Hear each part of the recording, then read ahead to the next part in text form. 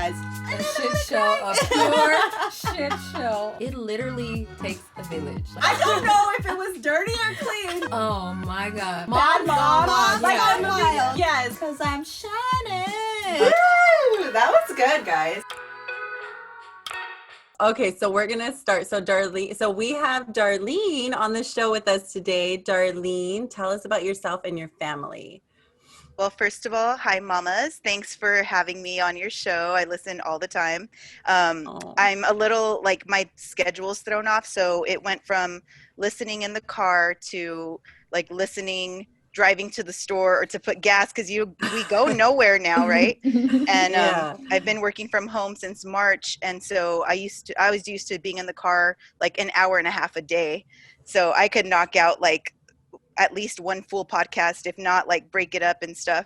But congratulations on keeping up with all of this. Thank you so much. That means so much. It's a crazy time and we need an outlet. And so this is really great for moms to have.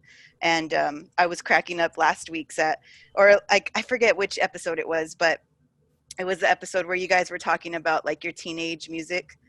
And Chanel so ghetto. I was cracking up. I'm like, Janelle, we would do all those high school dances together. I know. We would. We went to so many dances together. How funny. So, yeah, well, I really, really want to thank you guys for having me on. And we can just go down the rabbit hole, or I can answer the questions. But I want to kind of like start out by saying something, because I have like a support group that I'm in. And before I joined the podcast, I talked to some of the moms, and one of the moms, I think it stood out to me. So I want to just kind of make it known now that this is such a sensitive topic for a lot of moms, and it's hard to talk about. I'm used to talking about it. Like, I kind of made the decision shortly after Bella was born, and Bella is already going to be 13 in November. So it's been a journey, but I learn a lot from these moms. And so they're like, what they hear me say and what I try to relay is a group message, not just from me, but from a lot of these moms too. So I just wanted to like preface that everything I'm going to say, I'm very considerate, and I don't mean to like say the wrong term. And if you understand it wrong, then please message me or reach out, because I'm more than happy to clarify it in a different way if it comes across negatively. And I don't mean it to sound negative in any way. I'm already getting like my throat's closing. But you know what? I'm glad that you said that, because we feel the same way. I feel like I grew up with a brother with special needs, and you know, the terminology back then has changed and evolved so much. And what's politically correct now, it was not politically, or, you know, has changed. So I definitely don't want to say anything wrong either. So forgive us, up front in advance. If we say anything that is, you know, politically incorrect, because we just want to relay the message out there to other moms. We don't want to offend anybody. Of course Absolutely. not. Yeah. And I think it's really important too, like as a mom of a little baby or of a child that has so many different special needs, like we're different, but we're not any less.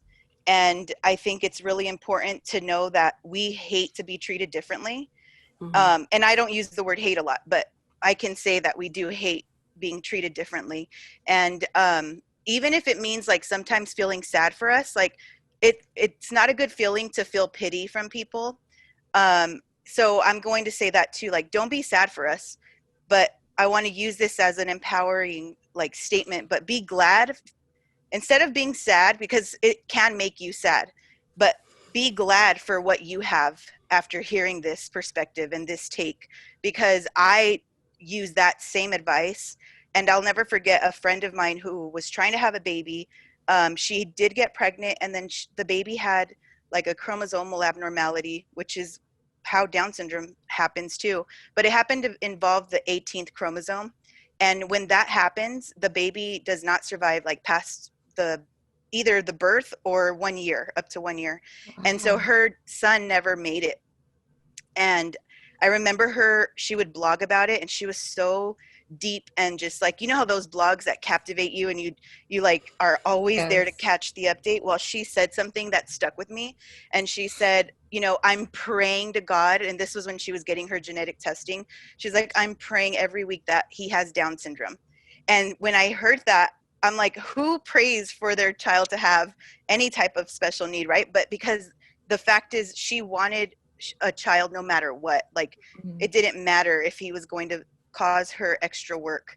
And I think as a mom, like, all you want is for your child to be happy, healthy. I mean, like, rich is nice, right? But it's not everything. Like, all of those material things, they just kind of like, you realize as you get older, what do you really, really want for your child? And I really believe it's happiness. And it's like the simple things like enthusiasm, being nice to people, right? Like treating people nicely, and actually like caring about people. And it's funny, yeah, like genuinely caring. And it's funny because if you notice, if you take a step back and you think about some of the people you may have come across in life with having, you know, like autism or Down syndrome, you realize that they have all of those traits, you know, like there's none of that judgment.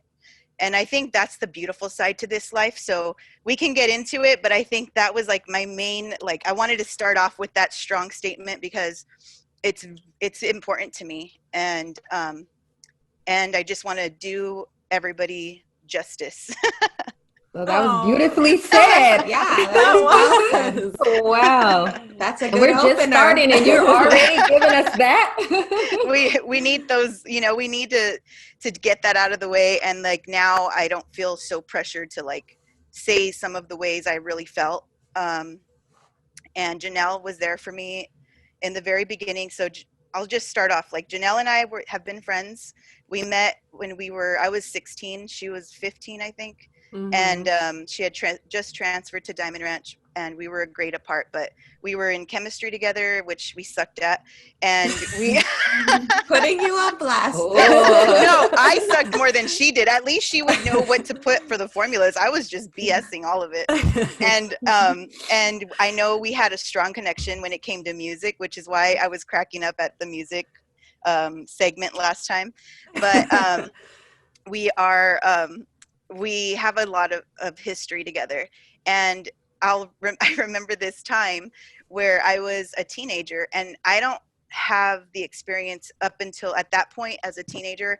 Like, I didn't know anybody besides being involved like with Best Buddies or knowing the kids on campus that had like Down syndrome or autism or any other type of need. And but when I met Janelle's brother, Michael, it was one of my first experiences hanging out with somebody that had a sibling that had special needs. So it's funny because my husband now, who I met in high school, has a sister with cerebral palsy. And so I knew Rosalind too, but I didn't hang out with Alex because I was a girl and he was a guy, and I wasn't allowed to go to his house, right? So the first time Janelle's mom picked us up from school and I was going to her house, and we both had pretty strict parents.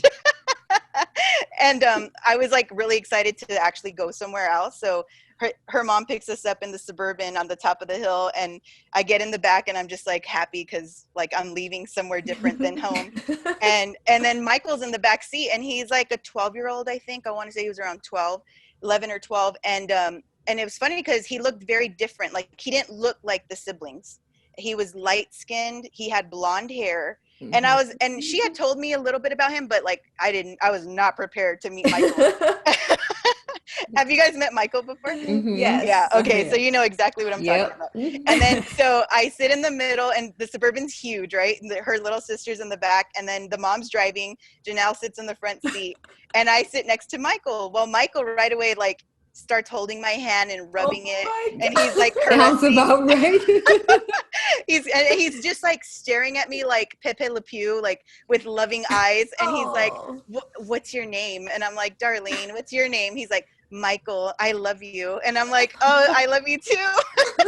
And I wasn't scared. I was actually like really like, I didn't know how to respond. And then Janelle's mom was like, Michael, leave her alone. He did not like that. He literally jumped up. She's driving down the hill, you guys, and he jumped from the back seat to get Eileen. And then I got scared. I'm like, what? Like it was chaos. Janelle and Jake were both trying to control him, and I was like, it's just kind of like taken back, and I'm like, what do I do? And they're like wrestling in the Suburban, and I'm like, oh my god. So then things calm down. We get to the bottom of the hill. We're at a red light, and I'm like, and then she goes, sorry. She turns and looks at me, so sorry. So that was like one of my first true experiences with a behavior outburst, and I could never ever forget that, because I have that. I'm Eileen now, I'm Eileen, and Bella does things like that. Like, she's obsessed with hands. She loves men. She loves to touch their beards or their facial hair, and she loves to like cuddle, and she gives them the eyes. She likes girls, but like guys are better for her. And she loves music, and it's funny because she has these outbursts sometimes where I find myself like kind of scared, and I kind of would see that look in their eyes sometimes, like when they were dealing with his behaviors and stuff. But I learned so much from their family, so I'll never forget you guys for all of that. Oh my gosh, that's so crazy. You still remember that? Janelle's Yes. crying, everybody. I'm laughing and crying and like, oh my god, what is she gonna say? What scenario? Because there's Do you so remember many that? things that Michael has done, like call your husband in the middle of the night.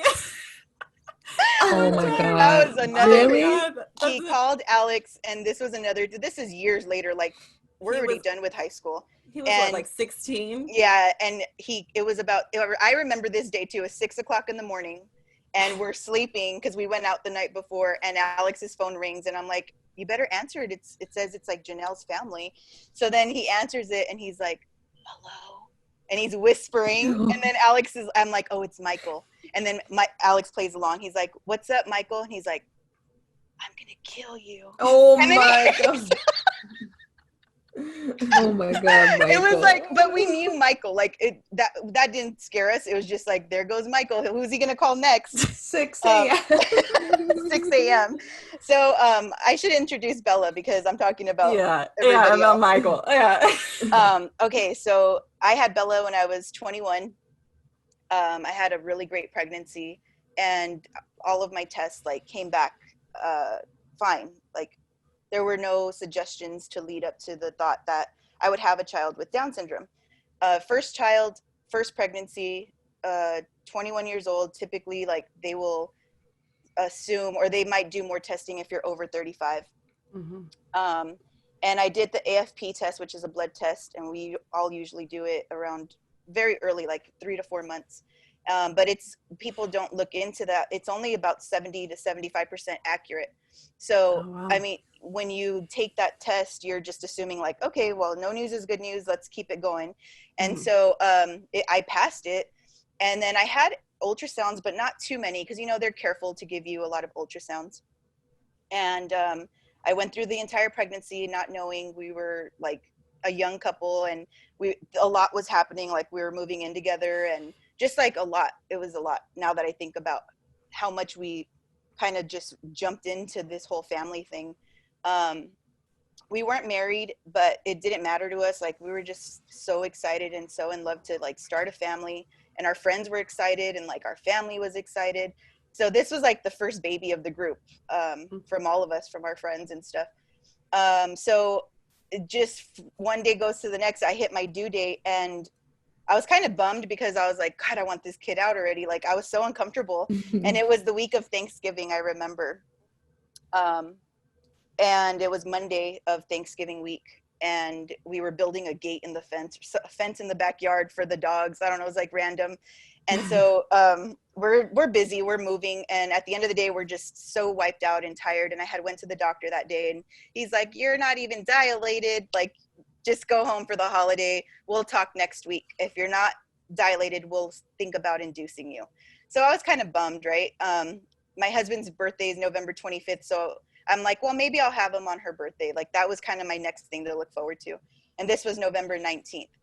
So that night, I'm talking to my mom on the phone, and this is prior to FaceTime and all of these like cool phones that we have now. And my mom, just from hearing my voice, like, this is the power of a mom. She hears my voice and she's like, hey, you sound tired more than usual. Are you sure, like, you're not feeling anything? And I swear she jinxed me, because like this was close to 11:30 or midnight. And I'm like, nope. And the doctor said I'm not dilated, so don't even think about it. And then she was like, no, but your voice, like, you just don't sound like yourself. And I'm like, well, I'm going to go take a shower and then I'll talk to you tomorrow, right? Because she was kind of freaking me out a little bit. And my mom has this like ability to just like know, like she could feel like if you're going to have a girl or a boy, and she's typically right. It's like one of those types of things. Mm-hmm. And so Alex is passed out, and then we're at his family's house because we couldn't move in right away. And I swear I'm in the shower. I get out, I'm like hair's in a towel, and I walk to the living room to get water, and I just start feeling hardcore contractions. Like it felt like a towel was being wringed at the bottom of my stomach, and it was hot, and like I just felt nauseous and I was in pain. So I'm like feeling this pain, but I didn't think anything of it. And then I'm like drinking water, and I feel another one that it makes me kind of like spit my water out. And it was like within 3 to 4 minutes. So like these contractions just start fast, you know, like usually they say they start like spread apart.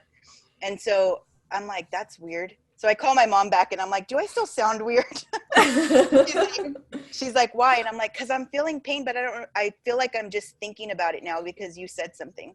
And then she was like, you sound the way you did earlier, but why don't you wake up Alex? Because Alex might be able to help you. So I do, and and by then it's 3 minutes apart. And that's just like within minutes, like it's just happening fast. And so I wake up Alex, and he's all like out of it. And I'm like, I'm feeling pain, and I don't know if we should go to the hospital. They told me to go when it's within 5 minutes apart, and they're happening like every 3 minutes now. And so we get to the hospital. By the time I get to the hospital, it's about 2 a.m, and we're at San Antonio, and my contractions were a minute apart when I pulled up. So like I'm thinking I'm dilated, I'm gonna have this baby. I was like so fixated too. Like I had this whole birth plan, no drugs, I'm gonna do this, like I'm badass, right? Yeah, I was so she's like hardcore. I was fixated on it. And now I'm like, what a dummy. But I don't know, I just had this like I wanted to do it. I wanted to experience it. And then at that point, like I just feel like I was thrown in a dryer, because it felt like my body was being tossed everywhere because things went haywire at that point. And in a matter of minutes, like the tests were not coming back good, and the baby's monitor was like not good. So the next thing I hear is that like this baby needs to come out right now, so we're going to rush you into the OR, and Alex has to go change in another room. And Prince is playing in the background, little like Prince. Okay, so I'm freaking out because I'm like, what is going on? It's freezing in there. They shoot me up for the spinal tap, and I don't feel anything besides like heat hit my body, and like from my neck down, I'm just like numb. And then I hear things and I feel pressure, but like I couldn't move anything besides my eyeballs, and like that made me feel crazy. But I didn't know what like hectic was until that point. And so Alex comes in, and he's all dressed up, full scrubs and stuff, and they take the baby out, but like we couldn't hear anything. Like there's no crying, there's no like usual just baby noise, coughing or anything. And so like they take the baby away, and Alex follows, and she was choking on like meconium, and so they're like trying to clear her out, and she has it under her nails and under her toenails, and it was like she didn't look good. But they were able to, like, she wasn't dead, thank God, but she wasn't having like it wasn't a normal birth. So at that moment, I'm kind of just like, I didn't even think anything was wrong still. I don't know why, but they're all observing her and checking her out and doing the test and stuff, like, can she move her fingers? Does she have 10 toes? And that's when I guess the doctor realized like her characteristics looked like somebody that had Down syndrome. And that's just like, they didn't have any other proof besides her characteristics. So it was like, we have, you know, the lines on our hands, like these little creases we have. Yeah. Well, she has one that goes like straight across, and that's a sign, which I never knew about. It's called the simian crease. And like the nasal bridge, she has none. So it falls flat. They have wider necks, and the eyes, like she kind of resembled like a baby that might be Asian, and we're both Hispanic. So it was just like things like that they were telling Alex, we think, you know, your child might have Down syndrome. And I wasn't with Alex, but I know Alex recalls the story, and he was just like pissed off at the doctors, like for even saying that, right? And I'm in the recovery room, and I still don't know what's going on, but I know they took her to the NICU, and so there we have it. Like, she enters the world pretty hectic, and we weren't prepared. I don't think anybody was prepared. Like, everybody was just it was very shocking. Um, and we had to wait a few days because it was Thanksgiving week. A lot of ladies were having babies, and they had to send her blood work in to do the karyotype test, which is how they confirm Down syndrome. And so with Down syndrome, the significance of having the extra chromosome, which happens in other chromosomal numbers as well, but when it happens to the 21st pair, when there's 3, or sometimes there could be more than 3, there could just be an extra piece, or there's different forms of Down syndrome. I don't think people understand that. But Bella has 3 chromosomes where she should have 2. And so that's present in every single part of her body, of her cellular, however you call it, structure. And so there are other forms of Down syndrome where you can have like 2.5 pieces, which is still a form of Down syndrome. Or you can have like pieces of the pairs they're translocated. So like there's 3 different forms of Down syndrome that people don't really speak of, but the different kinds will kind of give you an idea more or less of like, she should be mild to moderate or moderate to severe. And that's why if you have come across somebody that has Down syndrome, like a lot of times they look very similar. They have like that cute little, like you just want to squish them type of body. And they're usually very happy, like dancey type of people, and they're always happy. Like that's the stereotype, right? And so Janelle has a really cute cousin, Victoria, that we knew that has Down syndrome.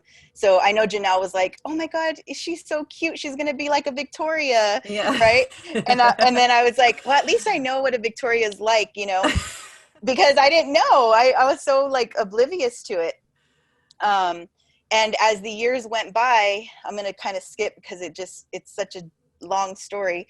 But as the years went by, I always kind of compared like, well, Bella's not like, she's not that happy. You know, like what is going on? Like she had other issues too. Her heart was healthy for the most part. So that was a huge relief because a lot of them have really bad heart problems. But she started having weird seizures at 6 months old. And then she had to take some pretty hardcore medication. And I feel like that's kind of where things started changing, because between the ages of like 2 to 3, we were in and out of the hospitals for different reasons. Like she had RSV really bad. We were in the hospital for like a week and a half for that. And she had the seizures, which we were in the hospital for almost 3 weeks for that. Like it was just a lot as a first child, and then the first 1.5 to 2 years in general. But I just want to interrupt you before you move to the next. Going back to your birthing experience and meeting her for the first time and getting the news for the first time, what was your reaction and concerns, or if you had any concerns at the time? Just because I want other moms who are listening who do have children with Down syndrome or autism or getting diagnosis, I want them to be able to relate to you, you know, because not everybody speaks about their reactions, you know? Yeah. My first honest reaction was I was really sad. I couldn't feel like the joy that I thought I was going to feel, because it was like I felt like I was grieving another baby that I thought I was going to have. And like every plan and my plan died like as soon as I went into labor, right? Yeah. So like it was just, I was happy to see my baby, but I was so sad for her because I just felt like, man, she's going to have a hard life she already had a hard delivery, you know what I mean? Yeah. And then like, just to think of, I think it's such an overwhelming feeling that you can't help but feel that way. And I feel like everybody around you really, really influences the rest of how you can feel. Like that's your chance. If you're the other people, if you're the family, or if you're the friends, like you're their only hope to lift them up and lift their spirit up a little bit. And thank God, like that was the case for us, because like I was not thinking positively, and I'm typically the positive person, but you can't help it when you have this idea of what you thought and then like what actually is, Right. and the best way to describe it is like a form of grief. You plan this vacation to Italy, right? And you're like, oh yeah, I'm gonna eat pizza, I'm gonna do this, I'm gonna do that, and then like you land and you're like somewhere way far off, like I don't know, Norway or something, and you're like, I don't know Norway, like I didn't want to no come pizza here. I don't even like the food here.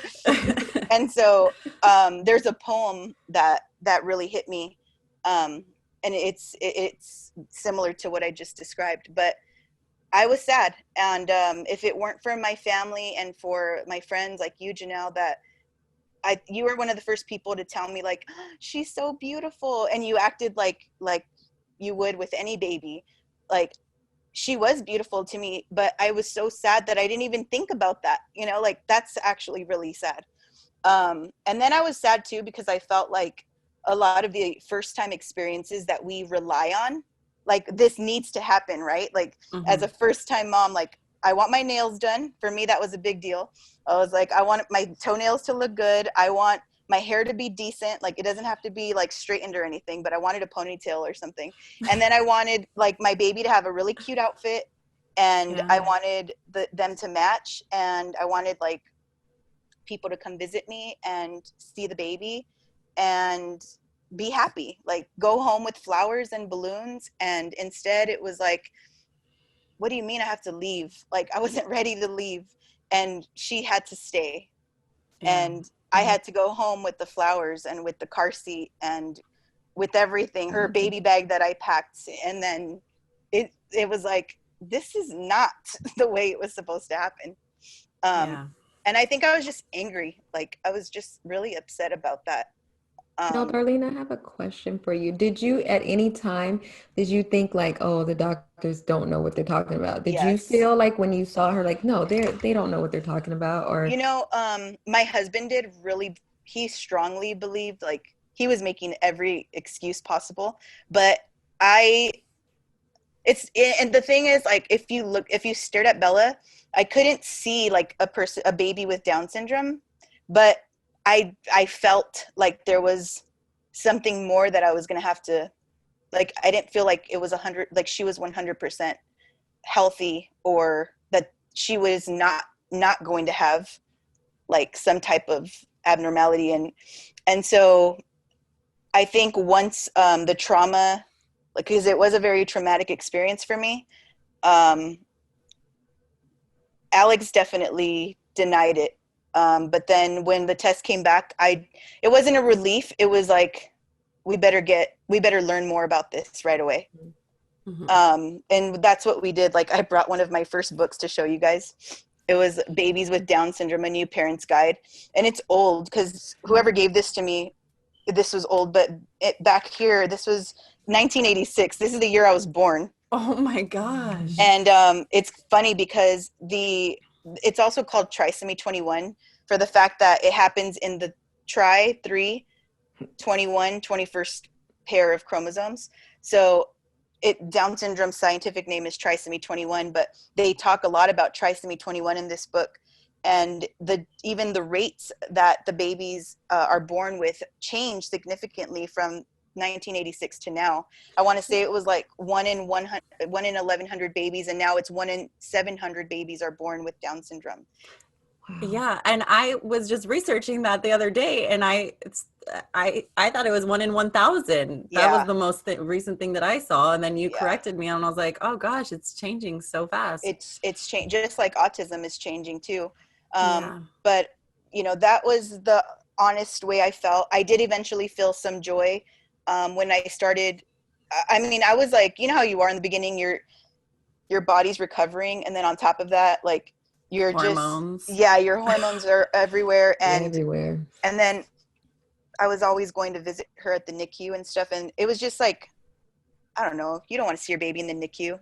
Yeah. But I was happy that like I had a baby, and people were really nice to me about it. And I think again, like that made a big difference. Like I know that in our culture, like in my culture at least, one thing that hurt me, and this was, I've been able to teach my family this now, but they're very religious and they're very old school. And one thing that they said, they right away were like, well, you shouldn't have had a baby with him because look at his sister. Oh, and Oh and my I'm like, gosh. first of all, What? that's not even the same thing. And then right. the other thing that daggered me was, well, you guys aren't married, so that's probably why it happened. and Oh, Wow. and I was What? like, they're savage. Yes, they are. They're Oh my super mean. gosh. And it was my grandma actually, and I had to teach my grandma, not right away, like it's taken years to teach her. But now it's funny because like she's one of the few people or grandmas on Facebook that post like, love people with Down syndrome, they're not any different than us, and it's all in Aw. Spanish, but I'm so proud of her because like she, and that's the lesson here, you guys. And I feel like this is the lesson in our world, in this society now, like what we can do to change our hearts and to fix these issues with racism and with stereotypes and prejudice and all of that. It's proximity. It's being, surrounding yourself, keeping near to those that you're not familiar with, because it's impossible to not like them. It's Mhm. Yeah. impossible to not like somebody that you don't know once you get to know them. Mhm. And I think that's the beauty of going to like a diverse school or a diverse city, or our communities being diverse. I think that's so important, because up until when I went to Diamond Ranch, like I was used to the same type of people. It was always like a lot of Hispanics and a lot of Cambodians for some reason in that part of Pomona that I lived in. How um, funny. yeah, and so I remember moving when I went to high school, and I was like, this is like a whole new world. There was just every race you could think of, and Mhm. I wasn't used to it, but I liked it because I would have never learned about other cultures, other people. And then I was like, oh my god, like they're funny, like we get along, we like the same music. And that's like, it blows my mind that I know one of the questions was like, well, how do we teach our kids, and how do we teach ourselves to like, you know what was it? Have How compassion can for people parents who are teach their different. kids? Yeah, to have compassion. And I really feel like if you don't know somebody, which now you do, because you can know Bella if you want. She has a very poppin' Instagram account. I'll just let you know now. She's actually been spotted like at markets. Like, is this a little extra? And I'm like, yes. How do you know Oh. her? Was that her like Yeah, handle? look, yeah, Yes. it's a little extra 21. How And cute. that happened before at a bookstore, and I was like, who? And luckily she was really nice, but I was like, yeah, do you follow her? And she's like, yes, I followed her for years. And I was like, How oh crazy. How cute. yeah. Yeah, so that's funny. But you guys can always know Bella, and if you don't, there's so many organizations that you can volunteer your time, or you can we like, there's buddy walks once a year, you can do that. Or if there's a kid at your kid's school, make it a point to say hi, or just to like include them in throwing the ball once in a while. Like, give them that joy for a minute, because I know when Bella's included in things, like she walks the campus like she's the queen, like they part ways for her, and like for me to see that, it's like like, thank god. And there has been bullying times, like just last school year, right before all this COVID stuff happened. It was really sad, but my son goes to the same school as Bella, and a kid in his class tried to make him mad and like obviously say something about his sister. And he was just like, well, your sister's dumb, like everybody knows it, and blah blah blah. And so a teacher overheard, and it was really nice to see that she took action in her hands, and she not only like she didn't do it in a way where she embarrassed the kid, but she had my son, her, which is her little brother, speak about his sister and what he likes about her to the class. And then they all wrote Bella letters, and they were like, Bella, Oh you're my beautiful. God. Yeah, like, That's Bella, That's cool. an we love awesome seeing you. teacher. And she came home in her backpack, had like 30 letters, all handwritten. And we read them to her, you guys, and she was so happy. Like, we Oh. were like, Bella, they love you. Look at and they would draw like silly. I guess Little Bear told them that she likes like Elmo and she likes Bruno Mars, and so they would draw like pictures of. Aw, that's cute. How So cute. I thought that was really cool of the teacher. And then she went out of her way to email me and explain what happened and what she did, and that she hopes it was okay that she did that, but she wanted to use it as a learning experience. So I thought that was awesome. But Yeah, definitely. you know, like just like knowing Janelle's brother, like it just changes you. Like if you can teach your kids, and everybody knows this, like when you start a new job, you don't just start doing the job right away. Like you have to have hand over hand practice, right? Like you have to just finally, even though you're scared or you're unknown, like you're like, I don't know what this is, just do it, and then you learn by doing it. And I think taking your kids, like even if it's to a doctor's appointment and they see them and they're like, what is wrong? Or this happens a lot. We go to birthday parties and she loves jumpers, but she doesn't like people around her, like a lot of people. And so they're right away, kids are like, what's wrong with her? Why is she making those noises? And that's like normal, right? Like I'm not going to get mad at a kid for not knowing. For But being curious. Yeah. yeah, so like I'm curious on how my son answers this question, because he's just like he's like a Janelle. He's been raised in this lifestyle, so he doesn't know anything different, but he obviously cares about his sister, and he's really good about letting other kids know, like, well, she has Down syndrome, so she doesn't talk a lot, but it's okay. She just wants to sit here. Just let her sit here. And like, and then the kids forget about it and they're like laughing because she's laughing, and then, or she pushes them and she thinks it's like hilarious. Oh man. So we know that she has Down syndrome and how her diagnosis. When did you find out that she had autism on top of it all? Okay, so fast forward to I want to say, like, she had really good use of her communication skills in the beginning, because she was like signing, you know how babies like do more milk, and especially anything to do with food and stuff. She was doing all of that, and she had about 13 different signs that she was using. And then she had a lot of gestures, and she had like this, it's so crazy to me. I was talking about this today with her therapist. Her voice was even different. Like the tone in her voice, it was very high pitched. And I remember her always walking into the room, or not walking because it took her a while to walk, but like she would crawl into the room and she would make eye contact, which was a big deal, and say hi, like in a really high voice. And we always looked forward to it because it was so funny to us. Like she knew that it was going to get a reaction out of us to laugh, so she would do it. And we lived with my parents at the time, so like to us, we were like, do it again, like you're so cute, do it again. And then so she, hi, like super high. And then I want to say, like, my husband had to go away for school, and this is when like the whole paramedic stuff was happening. He was going to school for paramedic. He was in paramedic school, and I stayed with the babies, and I just started noticing, like, she wouldn't use her signs. She wouldn't look at me. She wouldn't, like, she just kind of looked kind of like staring into space. And then what really triggered me was like she did a lot of repetitive movements. Like she'd like shake her hands, flap them. She'd like rock a lot like this.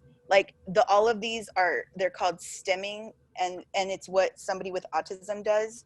And I want to say that was close to about 3 years old, 3 to 4.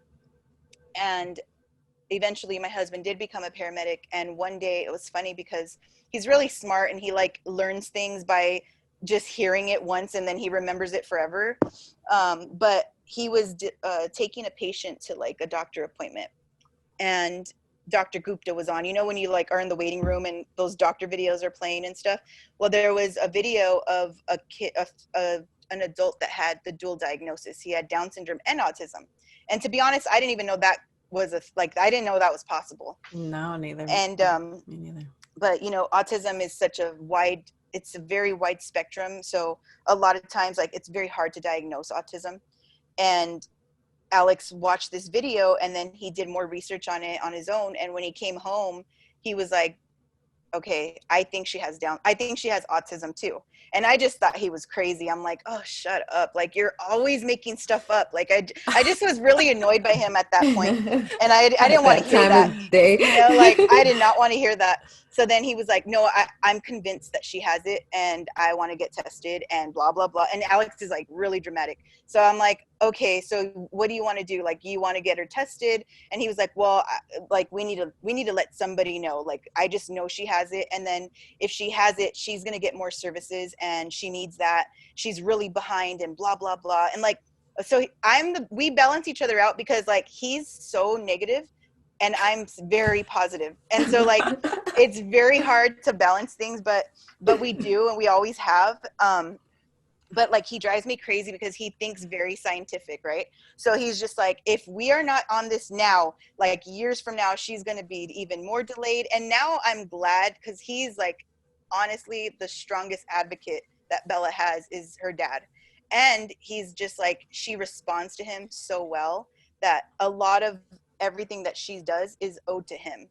Like, wow. He really, really, like, even I actually brought her her iPad because she may not verbally speak to us, but and this is crazy because this started with one button, you guys, in this iPad that kids use now, or not just kids, everybody that has communication disorders or need help trying to communicate in our way, right?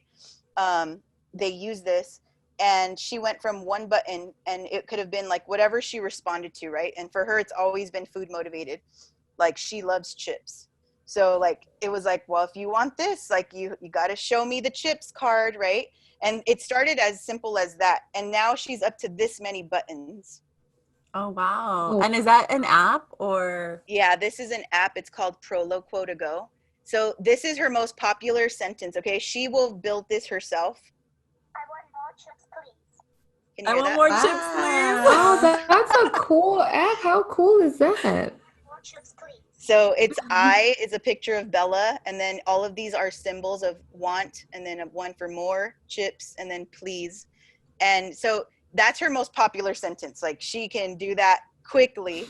But And we're gonna link that. We have to link that app. Yeah, we definitely have to. If you feel like your child is struggling communicating the way that a lot of us communicate, there are other avenues, and you want to ask for assistive technology, which is what this is. And it's an app called Proloquo to Go. It's kind of expensive, but it's affordable, if that makes sense, which means like you're looking at a couple $100s, but for what it does, it's very worth it. And not only that, like, you can get your school to pay for that. So like, this girl has 1, 2, 3 iPads, you guys. Oh So my like, gosh. this is all paid for by the school because we have made reasons to why she needs this. So it's possible. Like, they make it feel like it's not possible, but it can be done. So who did you go to get your diagnosis for autism? Yeah, this is a hard one because there's a lot of different ways, and autism is a very unsolved mystery. But an easy way to recap autism is like, your social cues might be off. You may not know how to like communicate very well with somebody, and kind of like you're kind of antisocial. These are all stereotypes, of course. But also what a lot to do with it is sensory overload. And so that can be misdiagnosed for other sensory issues as well. But for Bella, for example, like with the parties, or like we just recently like got together with the Mulvanes and stuff, and we cannot, it's not that we can't try, but it stresses her out if we're at a huge party.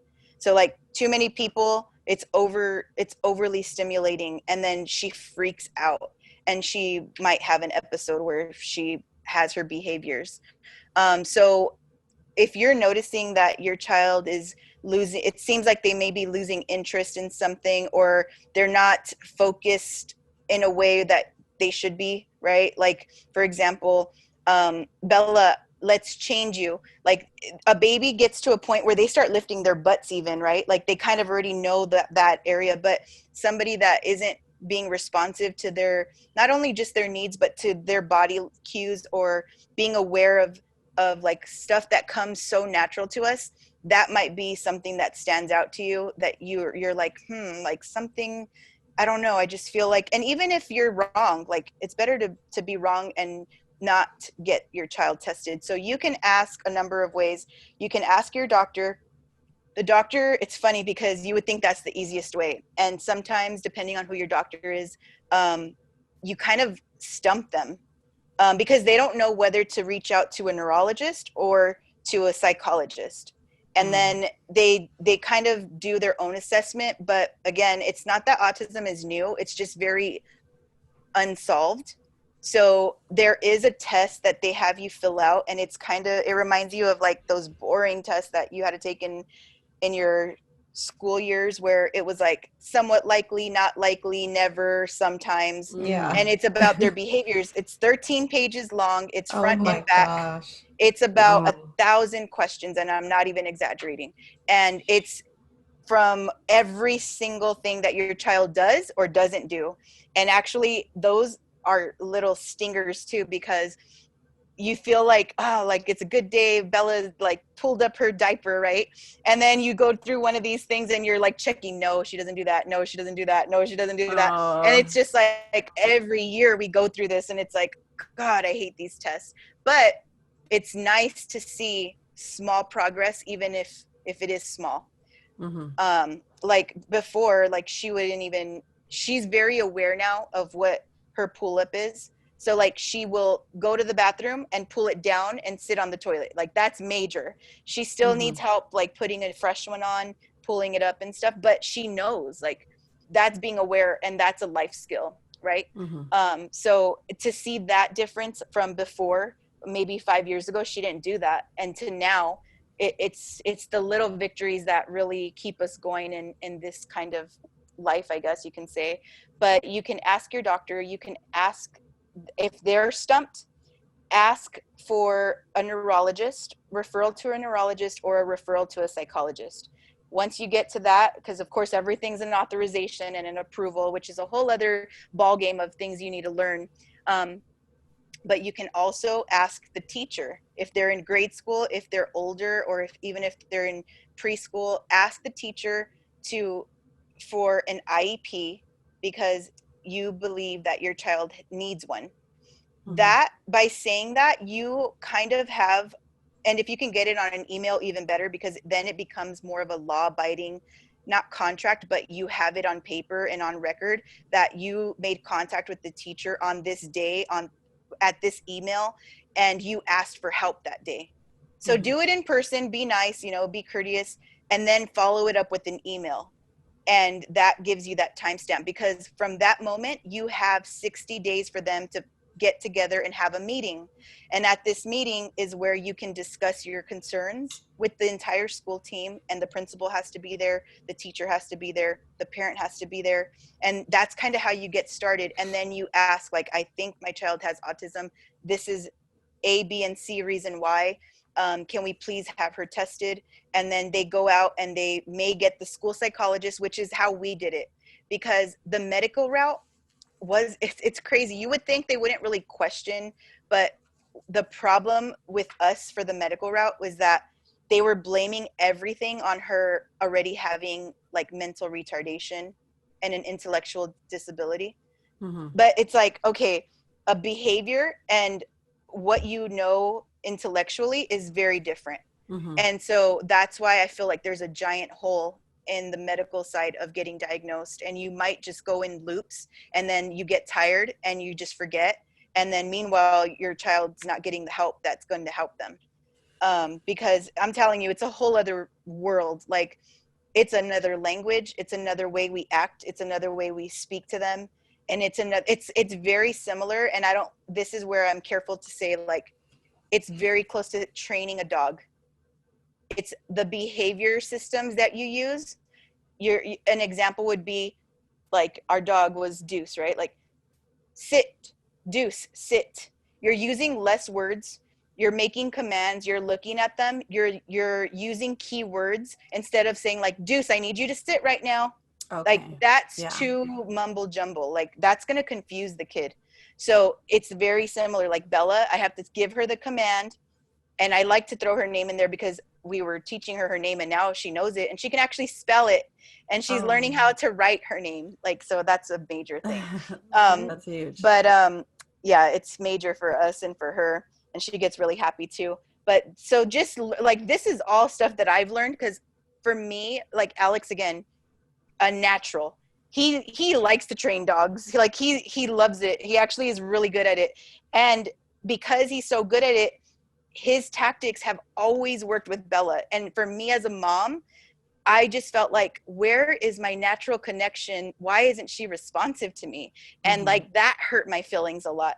And it wasn't anything that she did. It was just that, like, I couldn't, as much as I tried, like, I hugged her, I loved her, I fed her, like, I just would stare at her in her sleep, right? Like, I was so obsessed with her. Like, none of that mattered because I wasn't learning her language. And until I took, and I'm still learning it, you guys, like, I am not good at it. And I try to, like, be better at, like, observing, but for me, I'm better at it. Like, before, I would get down on it. I would be like, oh, I suck, I'm not going to do this, you know, like a little kid. And now I'm like I'm kind of like the sucky person on the team, and I really want to get better at it. So I'm like watching the good person, Practicing. and I'm like, yeah, I'm just practicing and like really, really keeping a close attention and stuff. But I don't know. It's just, I think it's very frustrating because it doesn't come naturally the way being a mom comes naturally, right? So and it's a language that's always going to change and evolve as they grow older. You know, my brother, he's 29, and we still can't pinpoint when he's going to have a behavior, you know. Yes. So How old is Bella again?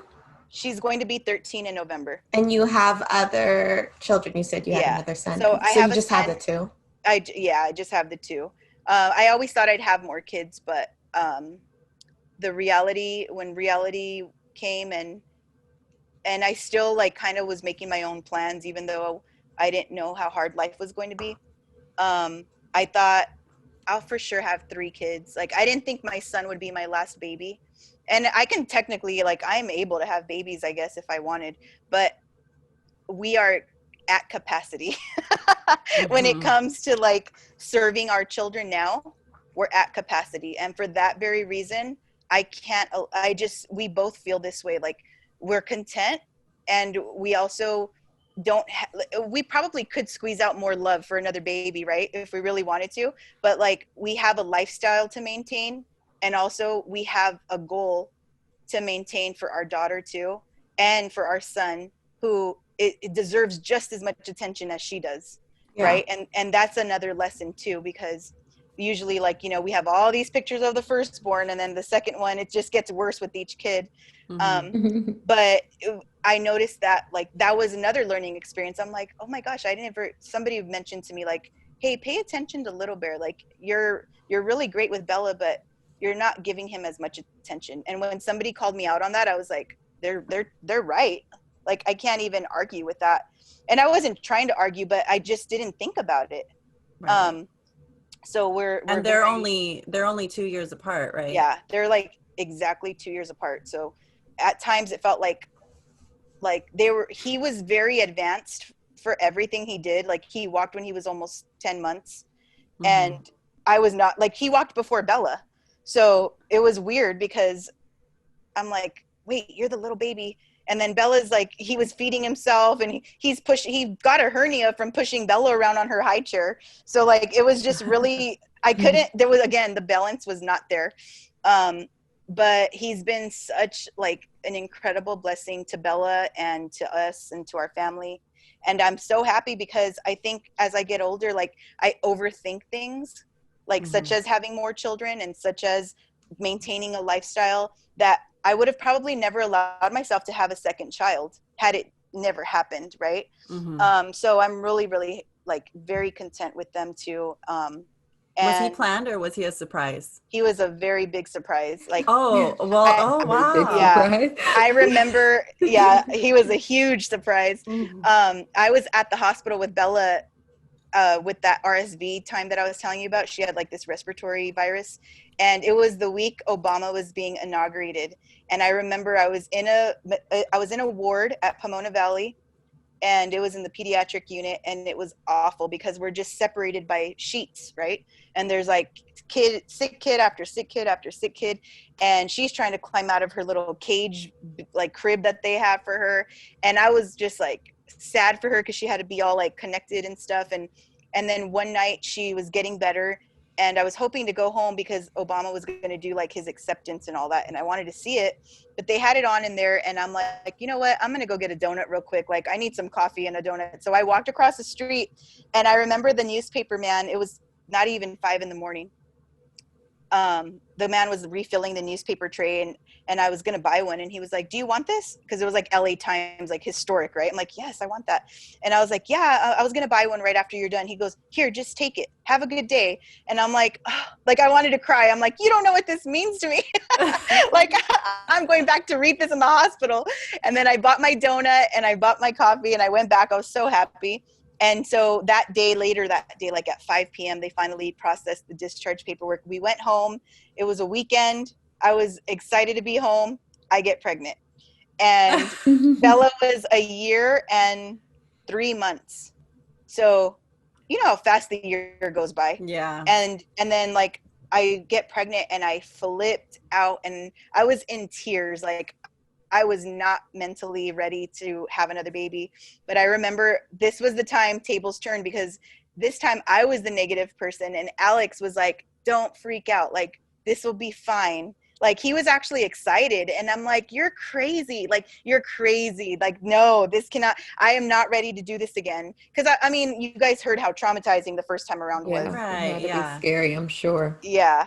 But yeah, like I had another great pregnancy, and I had him, and he's been like such a blessing. So And speaking of that, like the first year and a half that you guys were in in and out of the hospital, right? I mean, can you speak on that a little bit, like your experience with how, because that's different now that you can compare with a child who doesn't have yeah. Down syndrome. Like, can you compare a little bit? Yeah. So here's another like shout out to those families that are living in and out of hospitals, and you meet other families when you're at appointments, right? And again, it brings perspective, because you're just like, oh my gosh, like these seizures need to stop, or like I need Bella to sleep. Right now, our biggest problem now is that Bella doesn't sleep.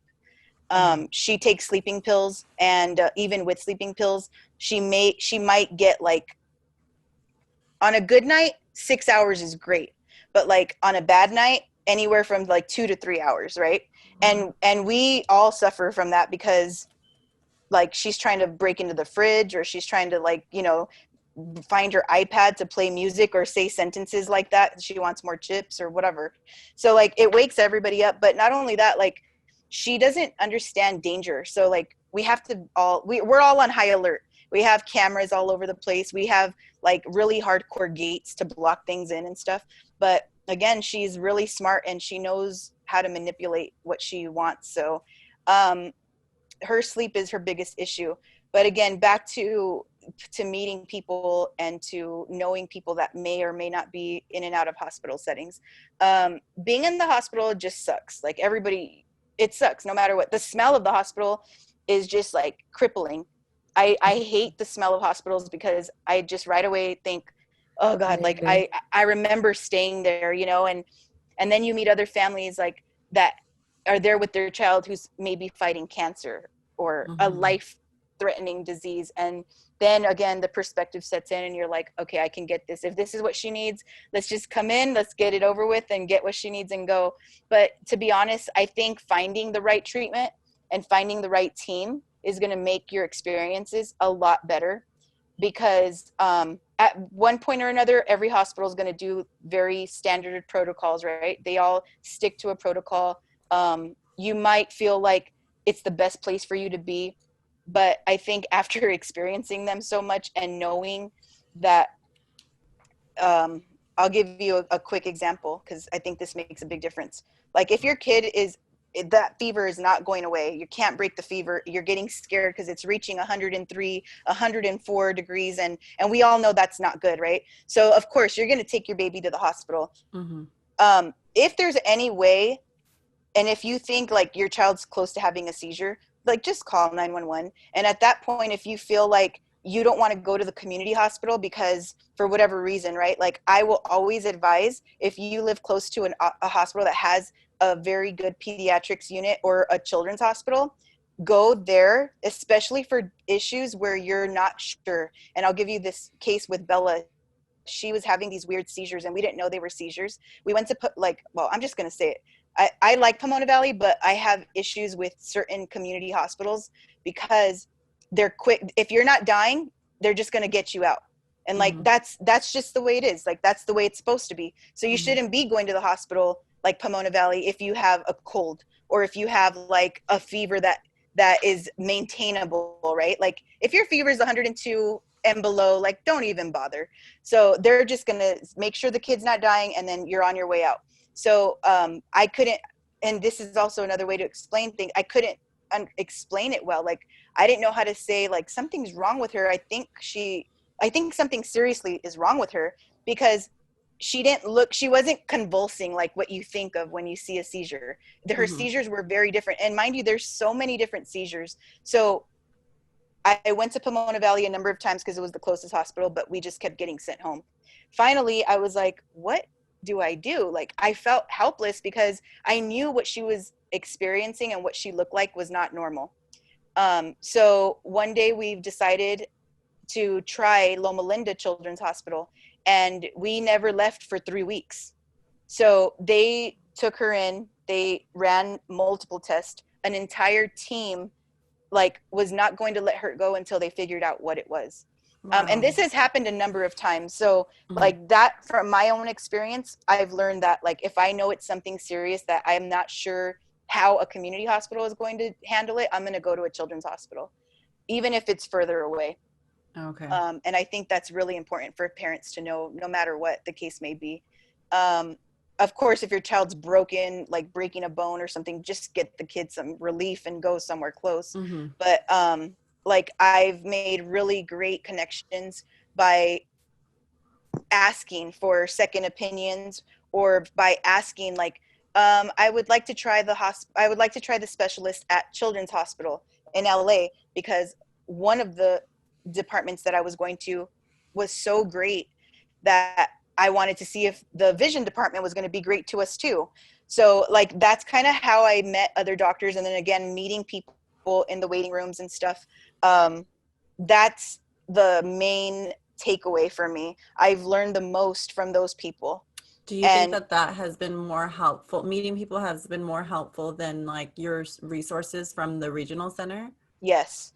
You will find more help from families going through it, and you will find those families at appointments. So don't feel nervous to spark conversation when you're in the waiting room, because more than likely you're going to learn how to cut corners and avoid the mistakes that they've made already.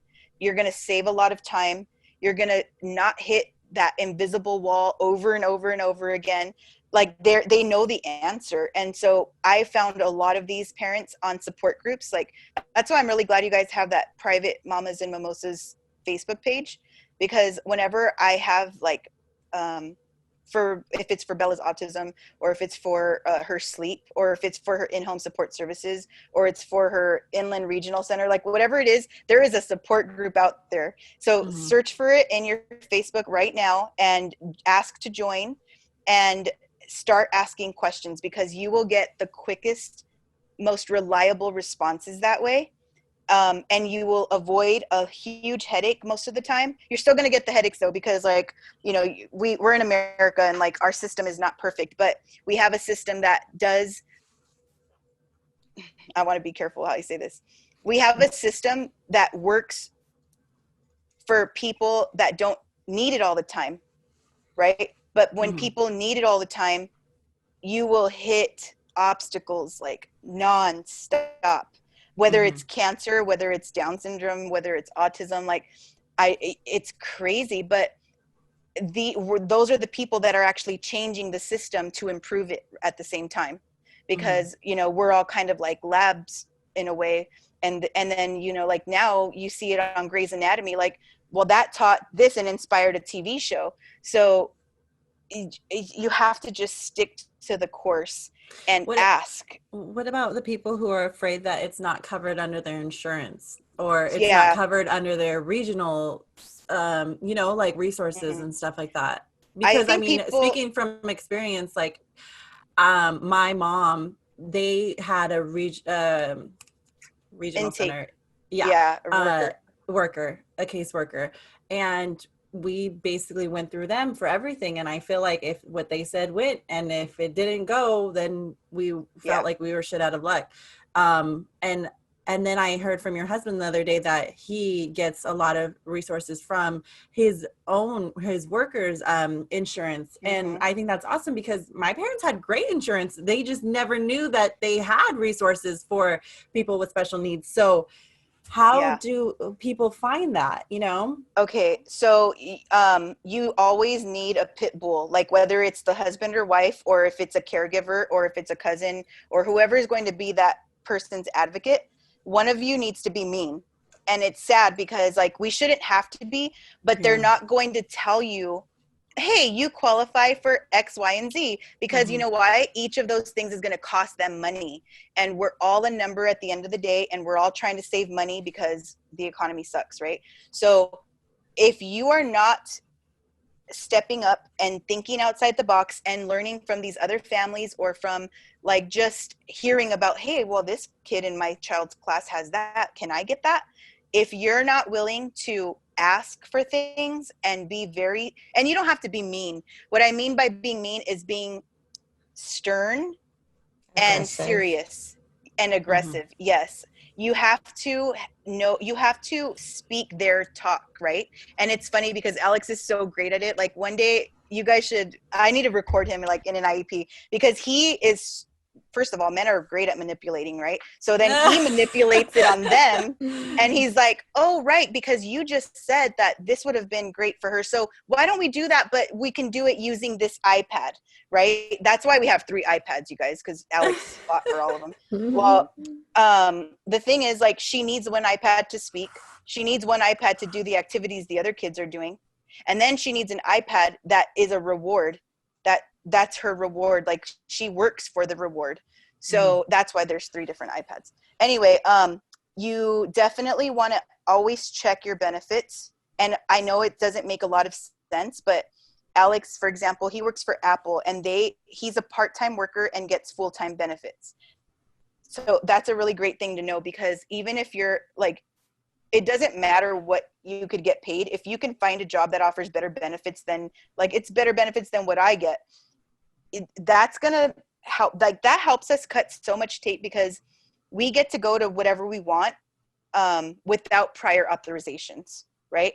Versus like when you're in the system, and we've been in the system for a long time. We've had Medi-Cal, we've had Social Security, we've been there, done that. Again, the system is designed to not cover everything you need. And then it's really sad, because parents, they're not going to tell you, like I was saying earlier, like you can get this or you can get that. If you're not telling them, they're not going to tell you. And so it's really a lot of networking. Vulnerability.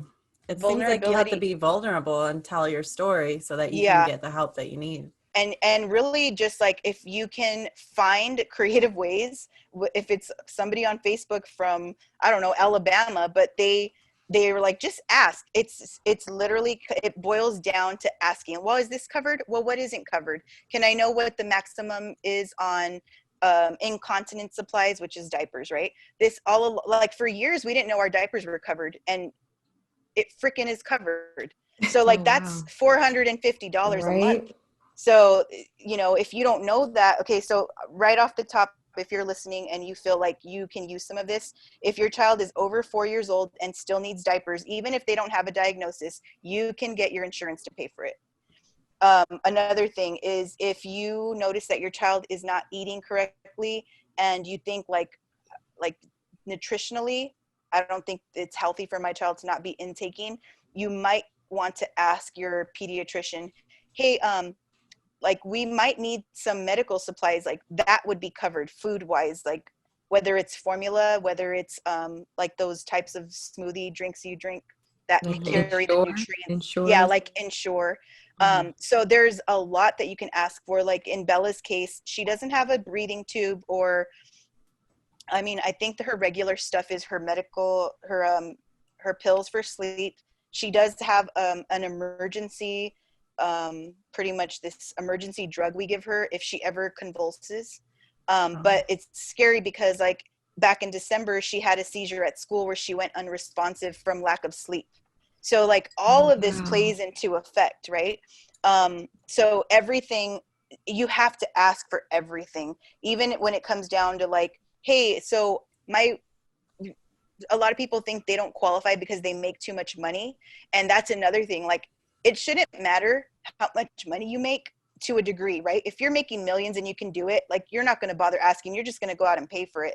But if you're a middle income, working class family, and like you're doing well, but like you can't afford to pay somebody private for all of this stuff, like people need to know. And that happened to my in-laws. My father-in-law made a really decent living, and he just figured like, I'm not going to qualify, so I'm not going to put the work in. But it's crazy. We just found out, and we just did it. There are waivers that we found out from another parent, where they will waive one parent's income. So they will act like this income is non-existent, and then the other parent can apply, and you don't have to get a divorce.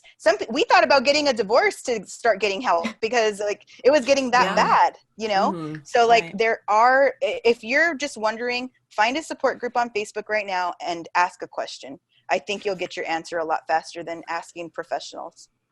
Also, one thing that struck me is like we were in charge of my brother. My parents both worked full time during the time that he was in school, so we had to get him off of the bus every day from school. And if he had a behavior, we were kids. We had to deal with it, And I know that you guys work full time too, and you guys have help. How do you, and that help is not from the regional center, correct? Right. Okay. So, I'm just joking about the divorce thing. Yeah. I'm just thinking about what I just said right now. Disclaimer. Yeah, put that disclaimer in there. In case his family members are listening. It's frustrating because you start thinking crazy. But you want to be happy. You're at the same time trying to balance like the kid, the family, the marriage, and that affects everything. But we found out, so we do get extra help. And again, it's a matter of asking.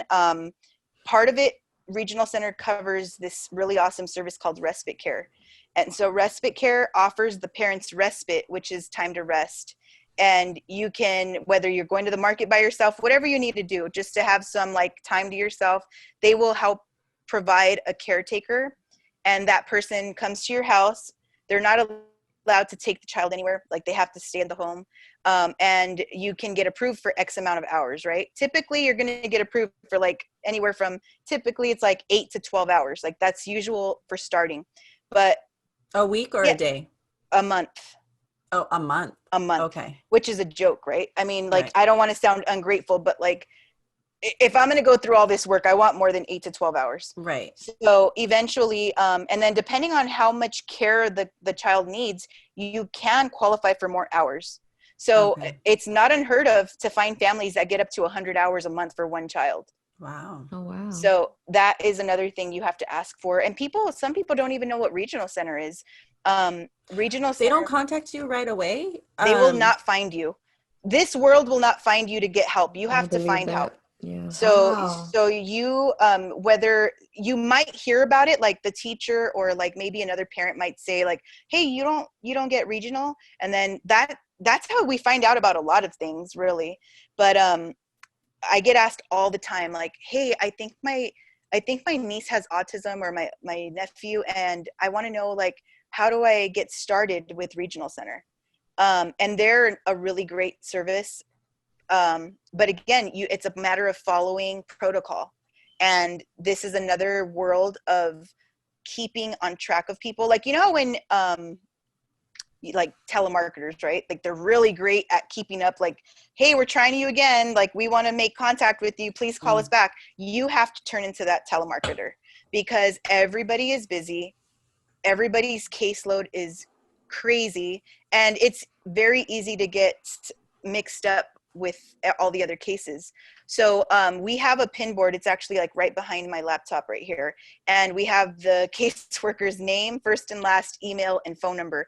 And it's in plain sight. So like put it on your fridge or keep it in plain sight somewhere, because that's part of the process is I feel like it's meant to not follow through, because then it becomes your fault, right? Okay. When you're not able to keep up because it's just so difficult, or you're frustrated, or it's like, this is too hard, I'm just not going to do it. I can't tell you how many people do that. And I get it. Like it took us years to get approved for a service recently. I'm not even joking. I want to say it's 6 years. Wow. And 5 years was our fault because we kept dropping the ball. We didn't get papers turned in time. We didn't and then it's I don't know if you've ever had like services where you would get Medi-Cal or general relief or anything like that when you have to apply for government help. We have done that before, back when we were struggling and we were all like kind of trying to get this ball rolling, and we were like, it's a really scary place to be in because you have a family and then you're like, but I need help, and I can't ask my family for help, and I want to do the right thing, but like I just need some help, even if it's just paying for groceries or for my insurance, right? Like sometimes, and that's okay. Like I know that we have this stigma on people taking advantage of the system, and it sucks because people do, but the system serves a lot of people that the hope is that you in turn are able to get to a better place that you can then pay into to help others, right?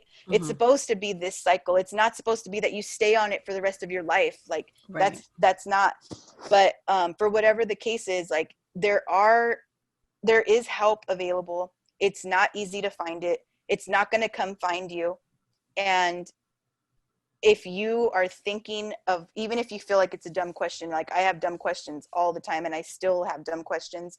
I usually go to Alex with them first and then I have him present them because he's better at it. But it's just, you just can't be afraid anymore. Like it's finally that point where we're like, look, you guys are not keeping up with her educational plan. And we don't want to do this, but like, we're going to look for an attorney, because if this plan that we made with you, it's like a binding contract, right? It's a promise that we're making to each other. If this isn't happening and it's pretty basic stuff, like we have no other alternative. And then people think like, well, I can't afford an attorney. Well, guess what? There's attorneys out there that take your case, because once they sue the district, they're not getting paid by the family. They're getting paid by the district. And so they want your cases because it's like, actually it's a business.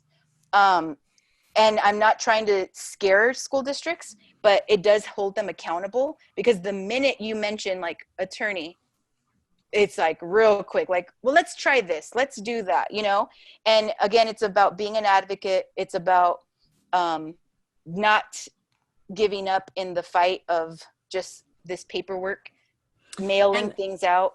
And I can see why a lot of parents do drop the ball, because they have so much that they're dealing with on a day-to-day, second-to-second basis. Like their child is going through a lot. They're going through a lot.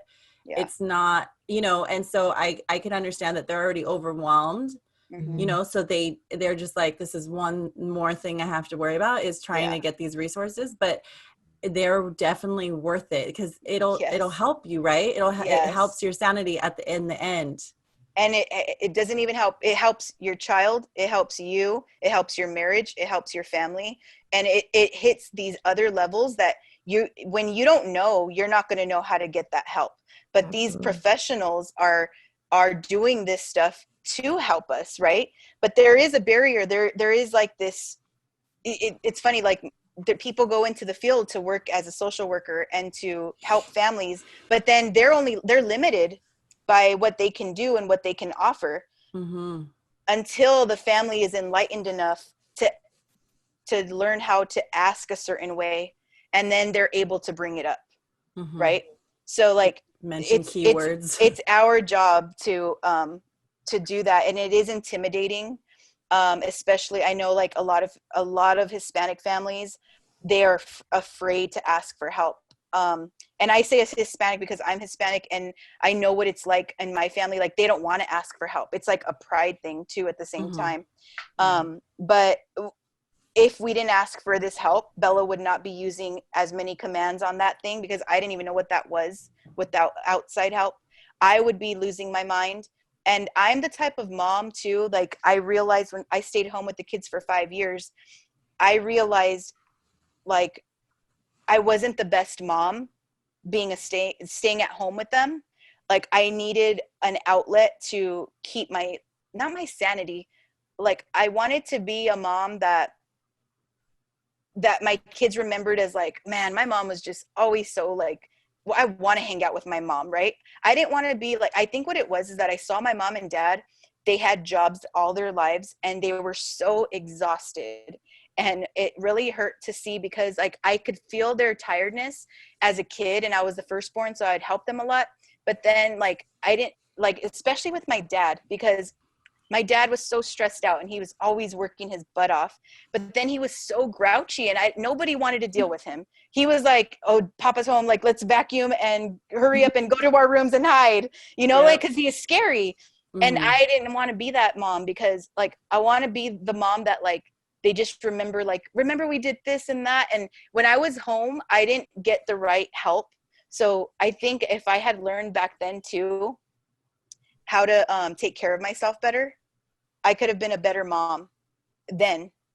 And I'm proud of myself for being able to like keep a job that it's kind of like a family thing. Like I don't have this job just because of me. I have this job because of my family.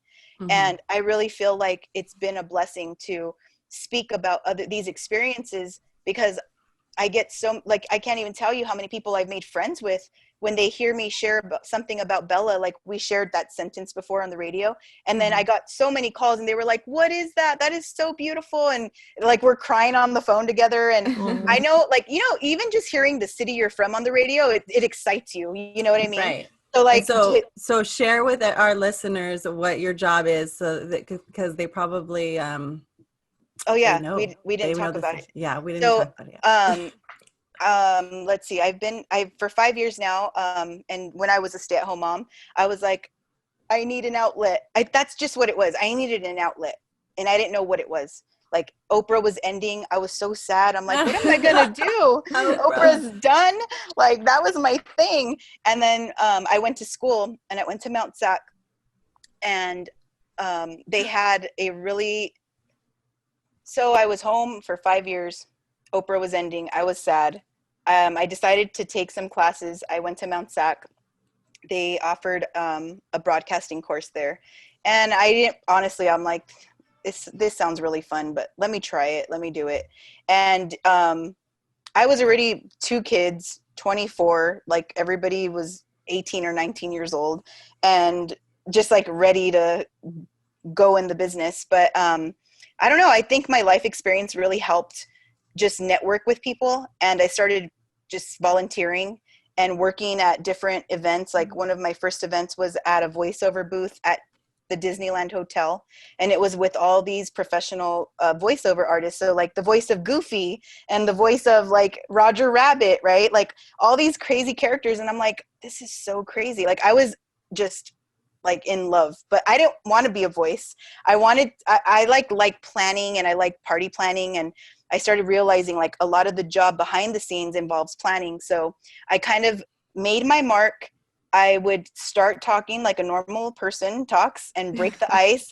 And then I started kind of putting feelers out there like, yeah, I would love to plan a show. If you ever need assistance or if you ever need my help, like I'm ready to go back in the field of working. And, you know, I do have 2 kids, and then that would break the ice even more. Like, how old are your kids? Right. And so eventually it led to an internship at Coast 103.5 in LA, which is one of LA's they call it a heritage station because it's been around for 25 years or longer. And everybody knows Coast. They think of it like being like the slow jams, like Coast 103.5, like super chill. But like we've had we rebranded a couple years ago. So we're not like, we still will throw in the Michael Boltons or like the Lionel Richie and stuff, but we play the best mix of the 80s, 90s, and today. And it's funny because like it's such a different sounding station now. But again, like back then we were playing, you don't even hear oldies on the radio anymore. Like it's kind of sad. And so mainstream radio has really changed. And now with like the launching of podcasts and all of the social media, you know, like that was all new. And I remember telling my professor, like, I really, really want to get a job where I can do the social media for a radio station. And then she just like kind of laughed it off and was like, this is new stuff. Like there's not even a certificate program for that. Just get an internship and do some audio cuts and see what they need help with. So I remember, and this was like probably the best piece of advice I ever got from somebody too. They said, when you go into the station, fill in the gaps of what you see they need help with. Like go fill up the paper in the copy machine. Like don't let them ask you, do it on your own. And I think being a mom, you already are thinking ahead, right? Like, do we have toilet paper? People are coming over. Do we put the nice towels out? Things like that. Like all of those little details that we put into all this thoughtfulness that moms think about all the time for the presentation of something, right?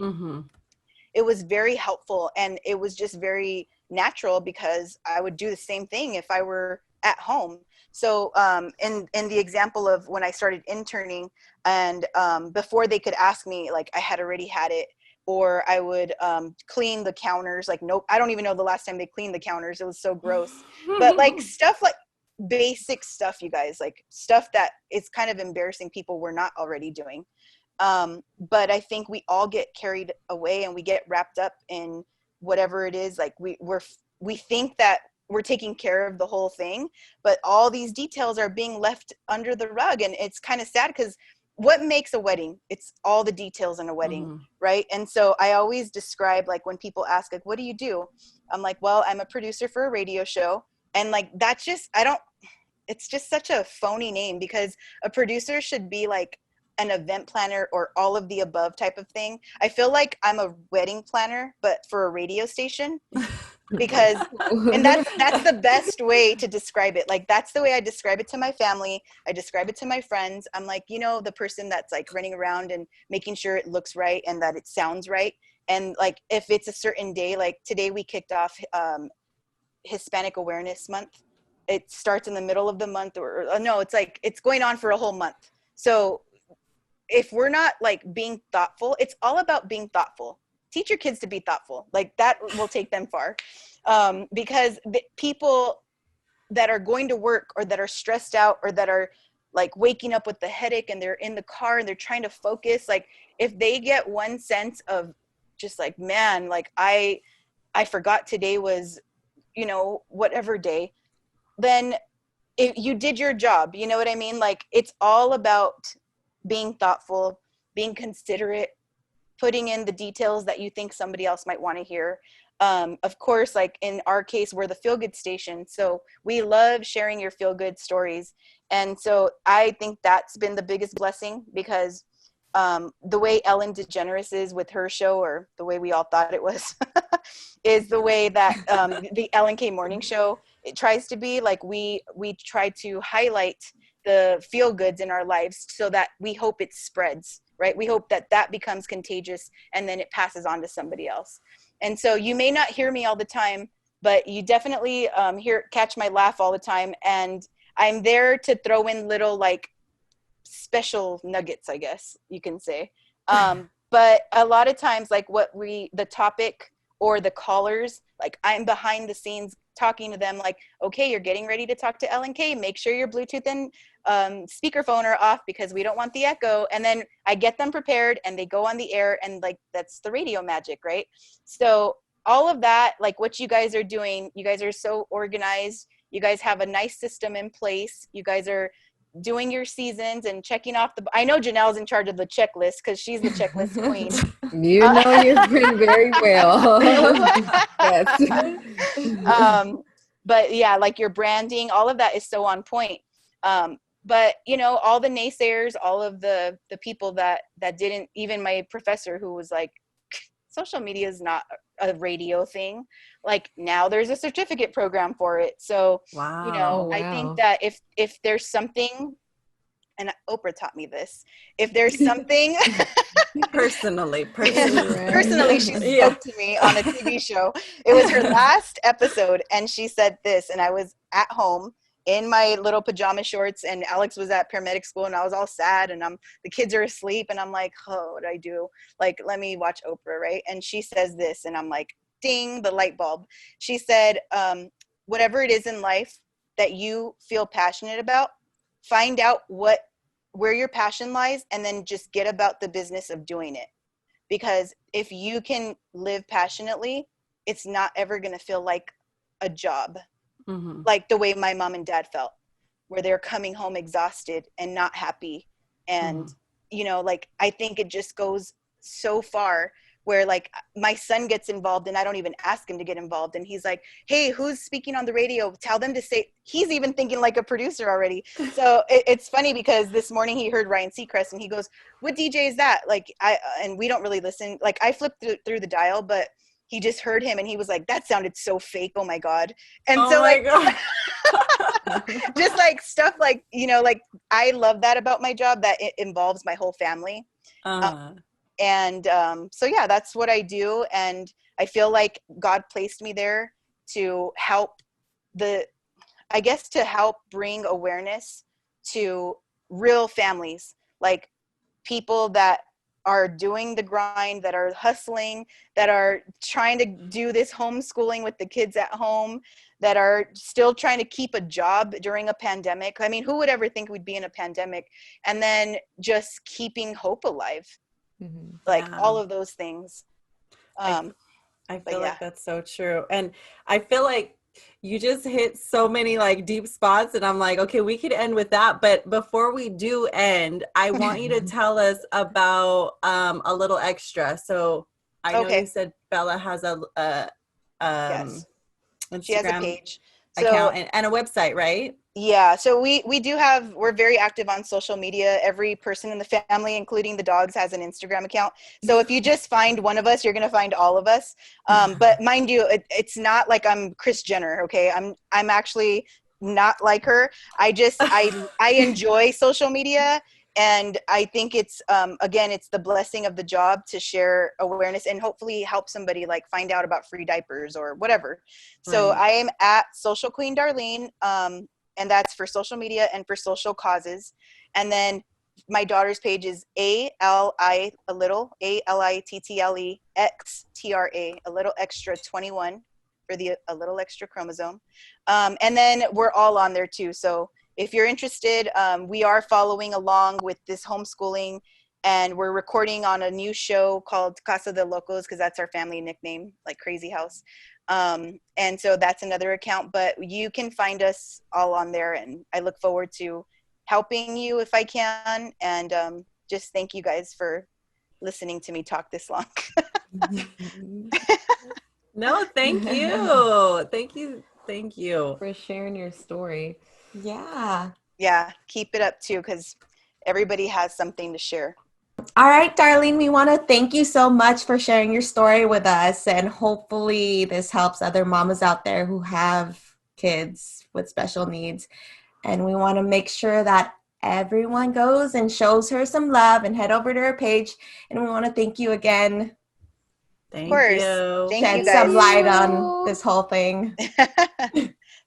Thanks. so much for hanging out with us. If you want to catch up on our previous episodes, visit mamasmimosas.com, where you'll get access to all of our podcast show notes, our YouTube videos, and our private Facebook group where we chat with you about each episode and host live Q&A with our favorite mom tribe. Can't wait to see you there.